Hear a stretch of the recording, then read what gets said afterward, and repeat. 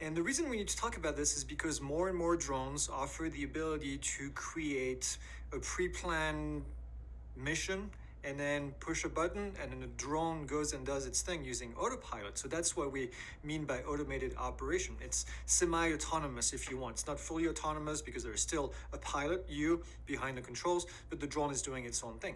Now, what may happen in some of these cases is that the mission would continue if the control between the control link between the controller that you're holding in your hand and the drone is disconnected. So if there's a disconnection, it's called lost link, then the drone would continue doing its operation and eventually come back and land, which may seem like a safe operation, but it is something that you have to consider. You must have the ability to change the routing and change the altitude or command the aircraft in itself to land immediately in case something happens. So you have to consider in your planning, when you do your planning, and there's a lot of options that are available for you to do this, in your planning, you need to make sure that you have the ability to take over the control. And if something were to happen, then the aircraft needs to be able to come back and not continue the operation. And you may say, why not? Why not just let the drone continue to do its thing?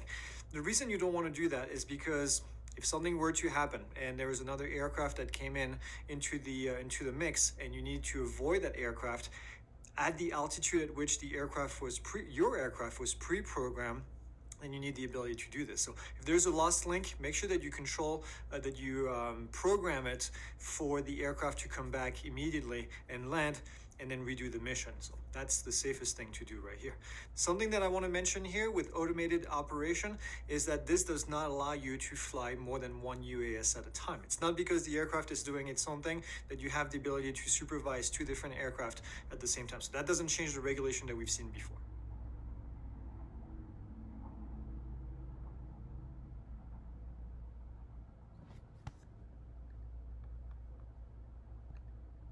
Let's Part C. So Part C is the certification. Let's go ahead and jump into Subpart C. Subpart C is the certification.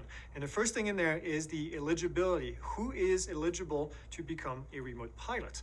You need to be at least 16 years old. You need to be able to read, speak, and understand English, and you have to pass an initial aeronautical knowledge test, AKT, for those of you that love the acronyms. So an initial exam, you have to take an exam with the FAA, and yes, you do have to take it in person. This does not get done online. There's something that gets done online. We'll talk about that in a second, but the initial has to be done in person at a testing center. If you have a pilot certificate already, as in a private pilot or a commercial pilot or ATP, then the process is a little bit different. At the very end of this course, I have a section that talks about how you're going to do this. In 10764, there's a section that talks about the temporary certificate. When you're done with this course, you're going to take your exam. When you take your exam, you're going to apply online with the FAA. That's free. And then a few days later, you're going to get a temporary certificate. That temporary certificate is temporary, is good for 120 days. If you don't get the actual certificate in the mail within 120 days, you can get an extension.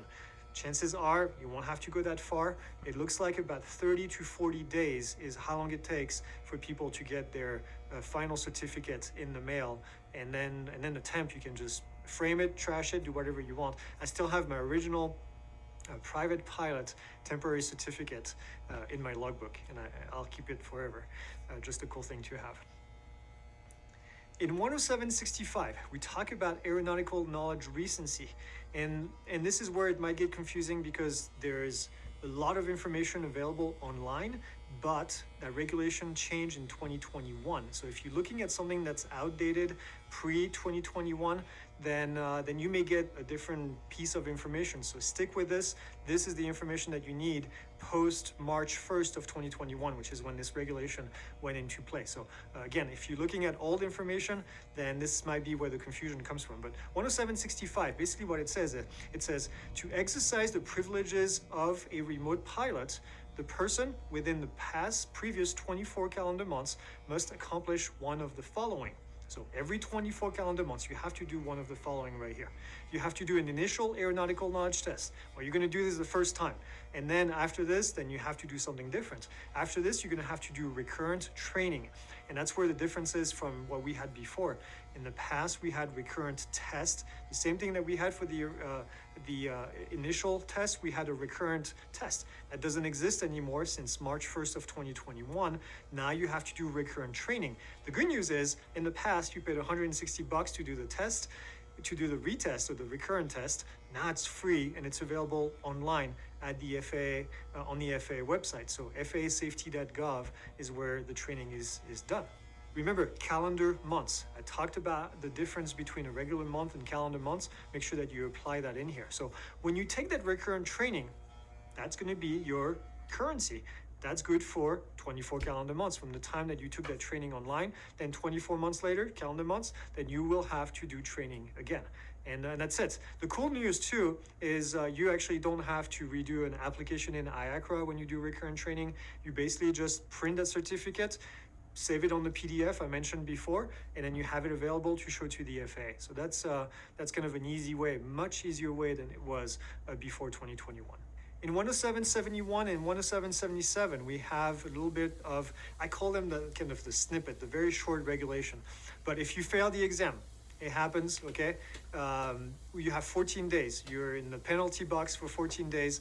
You can't apply for the exam again. You have to wait. This won't happen. You'll be well trained if you're taking this class, and then we'll take good care of you. We'll make sure that you pass. So, but in the event, okay? 107.77 talks about change of address. You have to notify the FAA within 30 days of moving. This is probably one of the most busted regulation because people eventually forget about this. You have to go online. It's on the FAA website. You can just go in Google and type change of address FAA. There's a form. It takes 5 seconds to do it, but you have to do it within 30 days. If something happens and you haven't updated your thing, then you can get busted for 107.77. So just don't do it.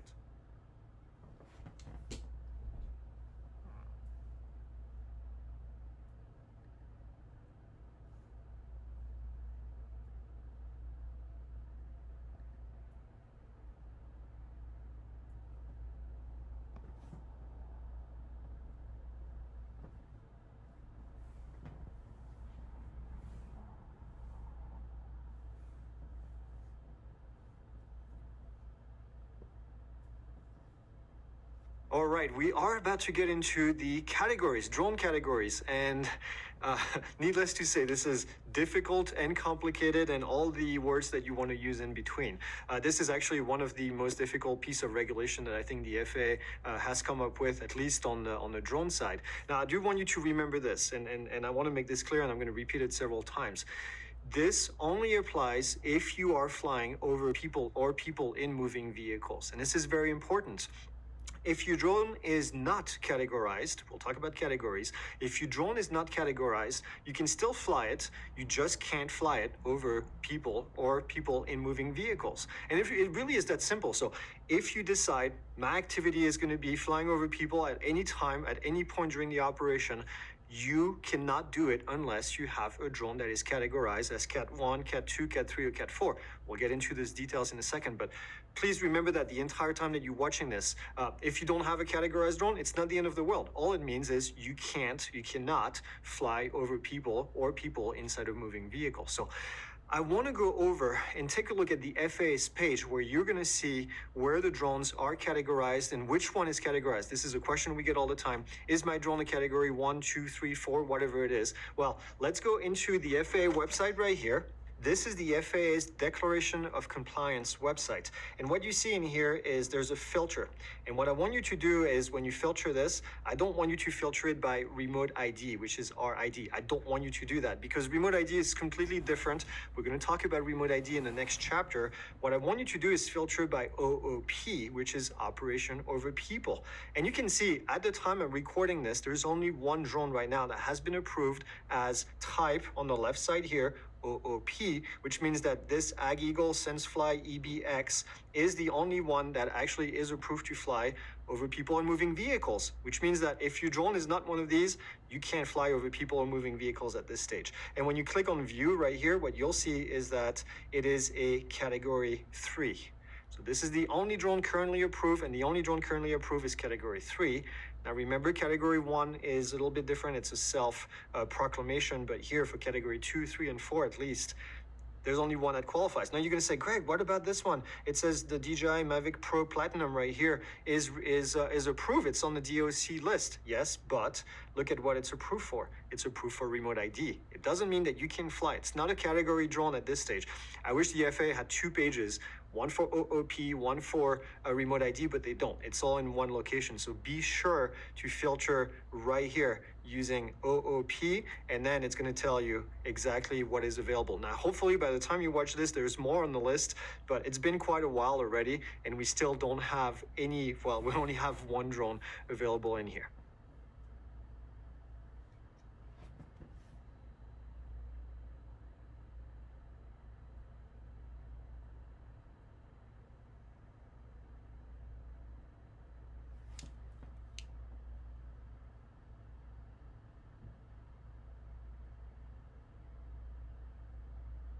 In this section, we're going to talk about operation over human beings.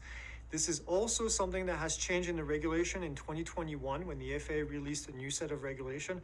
And I'm not going to lie, this section is going to take a little while. So if you've been watching regulation for a while, take a quick break and then maybe come back tomorrow, come back in a few hours. This is going to last a while, and it's better if you do it in one sitting, I think. But there's going to be quite a few descriptions. Of all the new regulation that came out at the time that this came out, this is the one that I found the most difficult for me to teach, because I try to make it, as you know, as simple as I can on you guys, but I try to give you as many details as I can.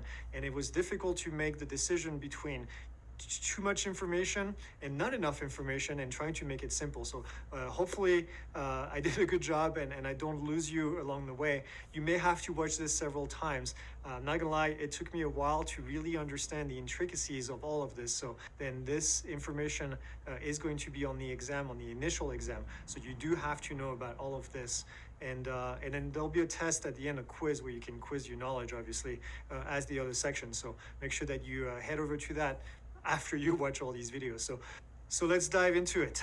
Where is that regulation located? Well, it's in subpart D, but subpart D is going to be operation over people, operation over moving vehicles. Over people takes a lot longer to explain. Over moving vehicles is actually fairly simple.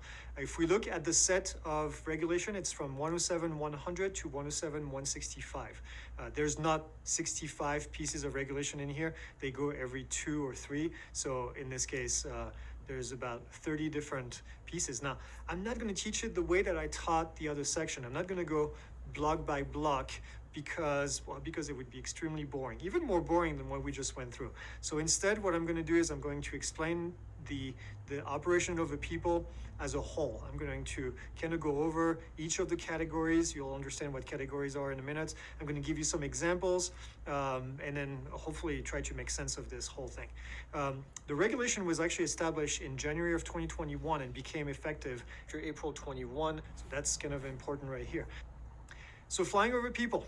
In order to be able to fly over people and not be restricted to the things we talked about earlier, where they have to be over a covered area or they have to be inside of a stationary vehicle, you can actually fly over them if you have a drone that qualifies for Category 1, Category 2, Category 3, or Category 4. Now, I'm going to say it right now. Category 4 is going to be a much larger drone, a much more complex drone. And the regulation is actually very simple for Category 4. You just need to have approval under Part 21. And I'll mention this again in the future, but we're going to really focus on Part 1, 2, 3 in here because not only are they more complicated, but they're also way more likely that you will fly a Category 1, 2, 3 rather than 4, just because of the type of drone that are going to qualify for Category 4. But with that being said, this is always the same issue. If you remember early on in this course, I said you need to know about fixed-wing aircraft, right? And you probably looked at me like, I'm never going to fly one of those. Well, it doesn't matter because when you get your certificate, the FAA says you're a remote pilot, you can fly one of those. So you need to know about it. Same thing here with Category 4. The FAA says when you get your certificate, you'll be able to fly a Category 4 aircraft. So therefore, you do need to know some knowledge about it. So I'll mention it. I'll mention what you need to know. There's a lot more if you want to dig further, but I'll give you enough to be dangerous. Let's just put it this way.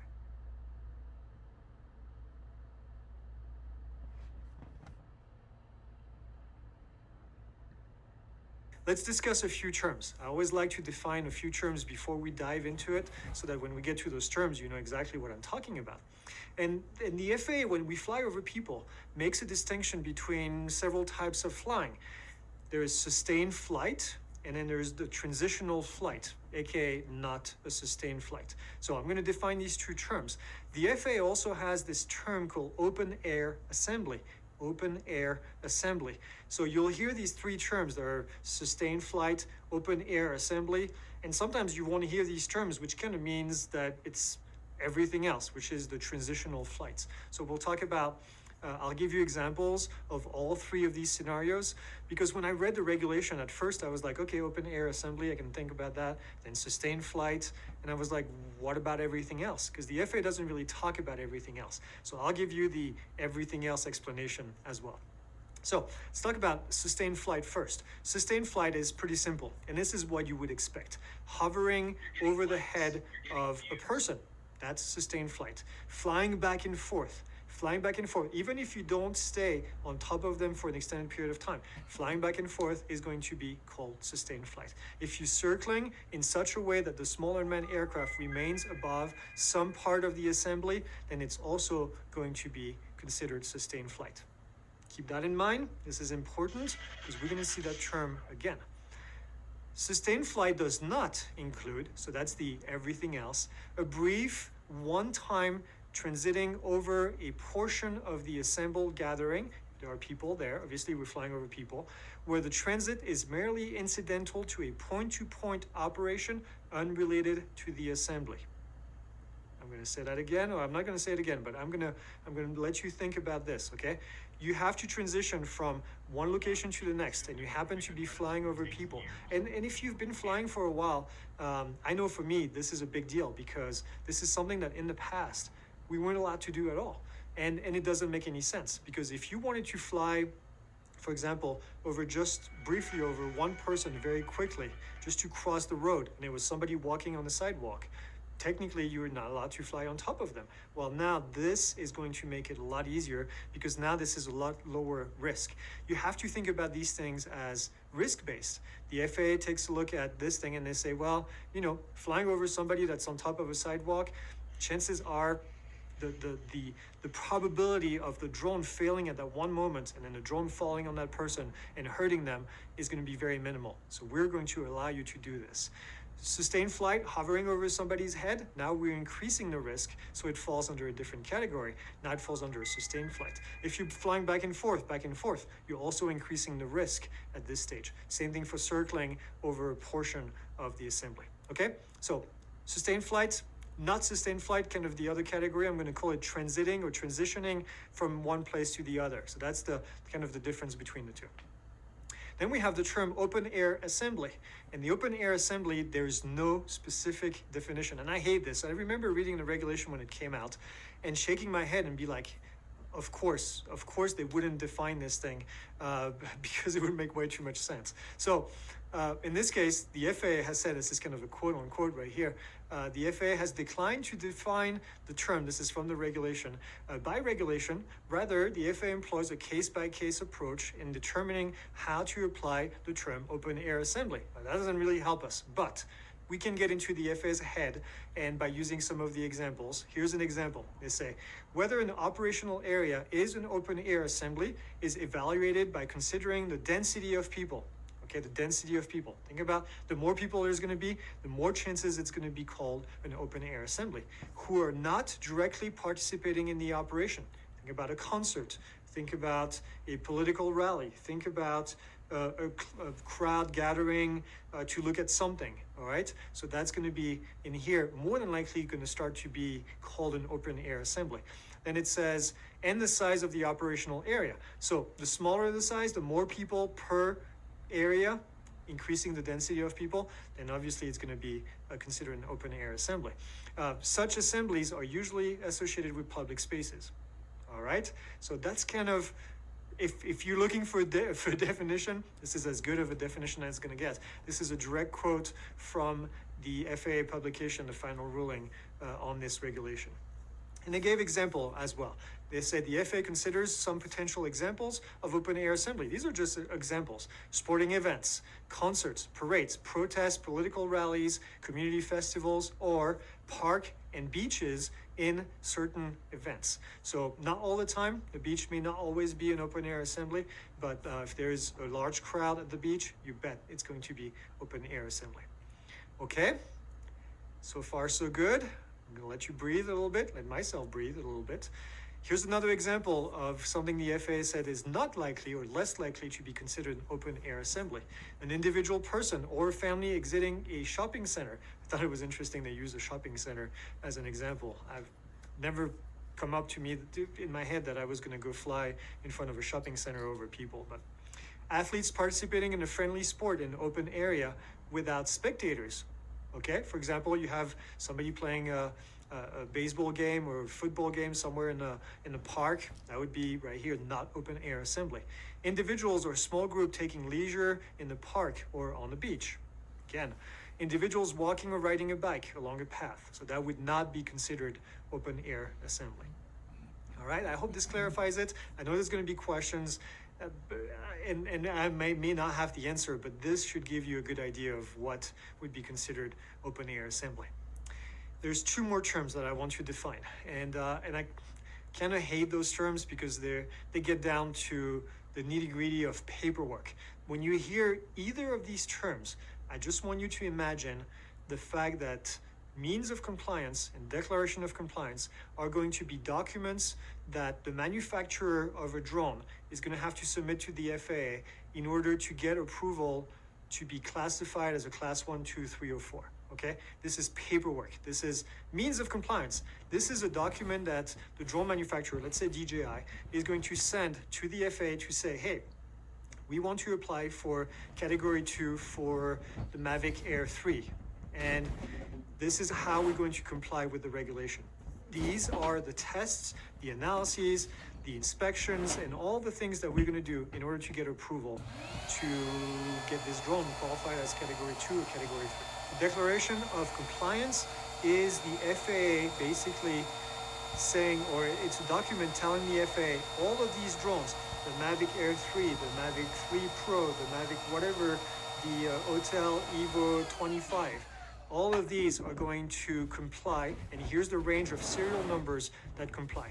And basically telling the VIN number, if you want, of your drone. There's no such thing as a VIN number, but you guys understand that from cars. Here's the range of VIN numbers that are going to be approved to fly. And then the FAA has a record and say, okay, well, anybody who's going to try to register this drone is going to fall under this category, and then we know we're all on the same page. We know that these drones are legal. So, paperwork, means of compliance, declaration of compliance, paperwork from the manufacturer, paperwork with the FAA, just to get these things done and ready.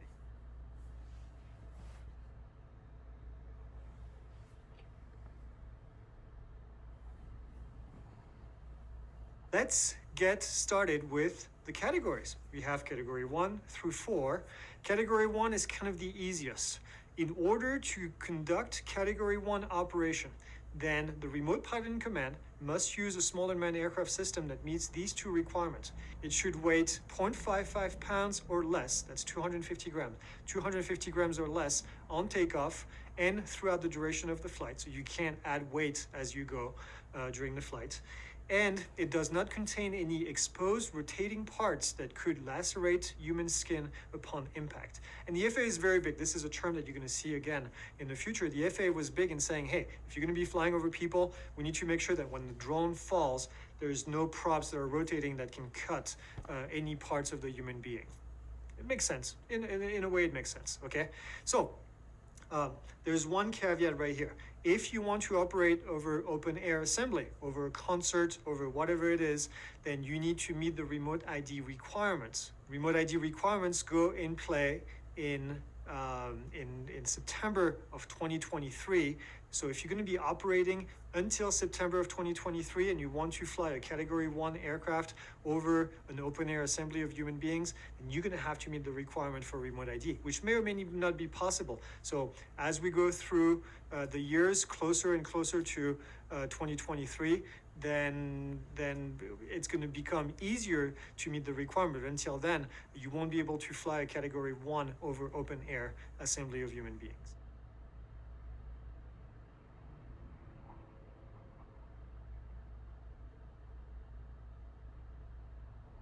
Next thing is Category 2.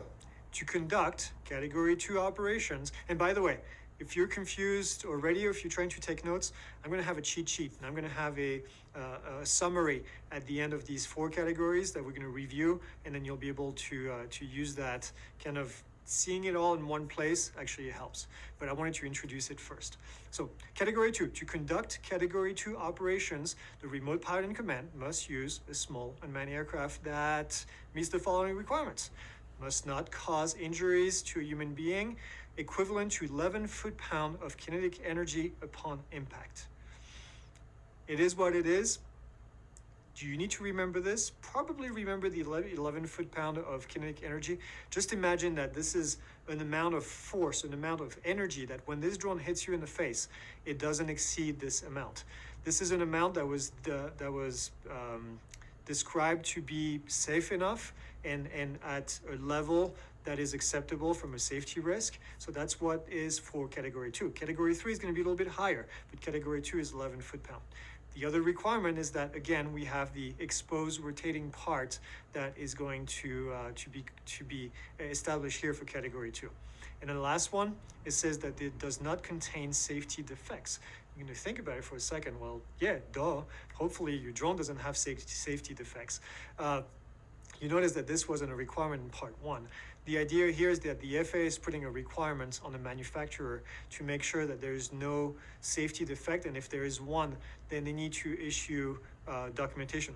Think about the recall for your car, right? You have an airbag that didn't function correctly. Eventually there is a recall. That means there is no more safety defects. So this is the same idea as what we've seen here with cars kind of put in place. We have the same thing for airplanes, okay? When an airplane gets issues, we have a recall that goes in place, not called a recall, but it's the same idea. The next requirement is that there's a label on there, and it needs to be labeled as Category 2. It sounds simple. It's not a requirement for Category 1, but for Category 2, the FAA needs to be able to see on that drone it says Category 2 compliant, and then you can fly it. And the last requirement here is that it is listed with an FAA accepted declaration of compliance, DOC. Paperwork, remember, so it needs to be, the FAA needs to have it on record that this drone is acceptable as a Category 2. So that's from the aircraft requirement, if you want to think about it this way. From the operational requirements, then there's more things that we need to look into. But a Category 2, when you buy a Category 2 aircraft, then you're going to get actually something that you've probably never gotten before, which is operating instructions. In the airplane world, when you get an airplane, you download what's called a POH, Pilot Operating Handbook. And that handbook has checklist. It has information about the weight and balance of the aircraft. It has a whole bunch of things, and that's very standardized. We are getting to the point now where drones are becoming the same way. So you're going to have system descriptions, including all the limitations of the aircraft. And you're going to have a list of modifications that you can do to the aircraft and still maintain that status of Category 2. So this is somewhat important, something that you're going to get. And if you get a Category 2, then you'll see exactly what that looks like. Something important as well with Category 2, in order to operate open air assembly of human being, you also need to meet the requirement for remote ID. Same thing that we saw in the Category 1. So far, so good.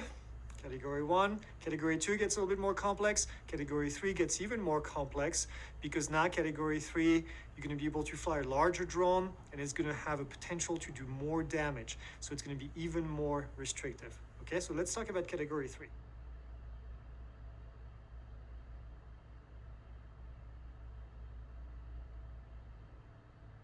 To conduct Category 3 operation, the remote pilot in command must use an aircraft that follows the following.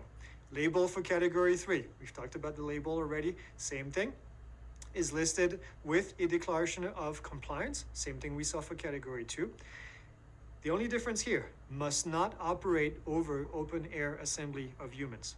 Not allowed. If you have a Category 3 aircraft, you stay away from concert, you stay away from large gatherings of people in open air. So you're going to say, well, what's the point then? Well, there is some positives about this.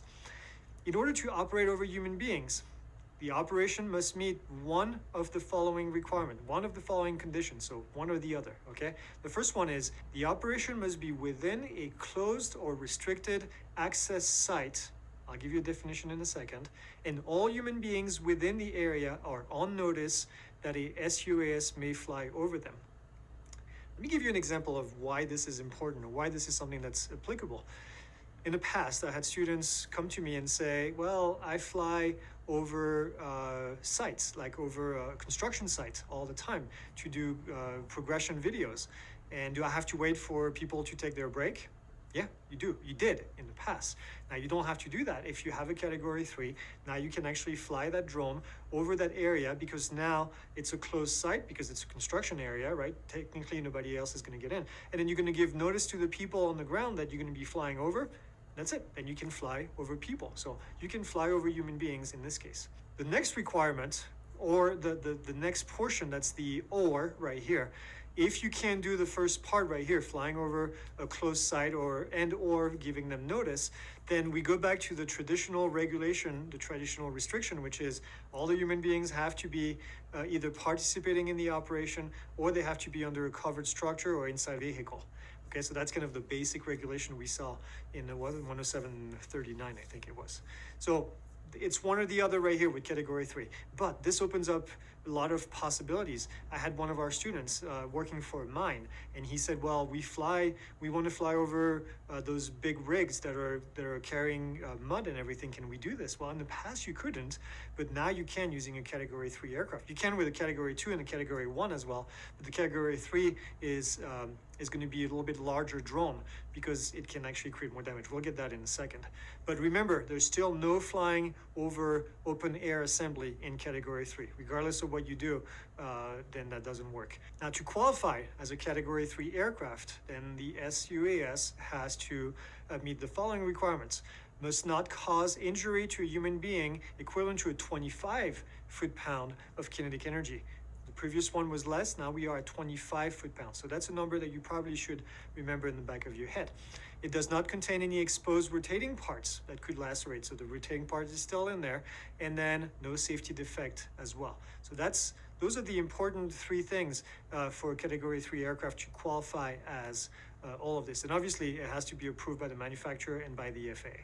Very much like the Category 2, you're going to end up with an operating manual that tells you the system description, the limitations, and then the list of modifications that you can apply to the drone, very much like, again, what we saw with Category 2.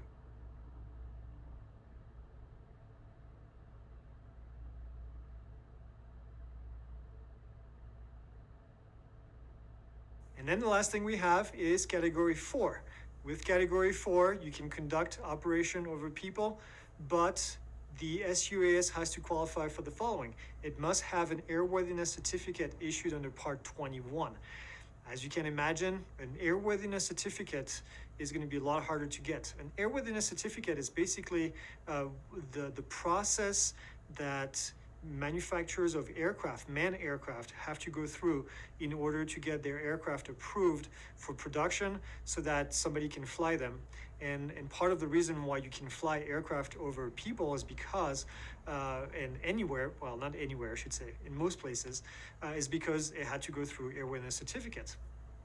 Another reason why you can fly manned aircraft over people so easily, or much more easily than drones, is because they have operating limitations, which is what we have here for Category 4 as well. So think about Category 4 aircraft as that much closer to an actual manned aircraft as it's ever been before.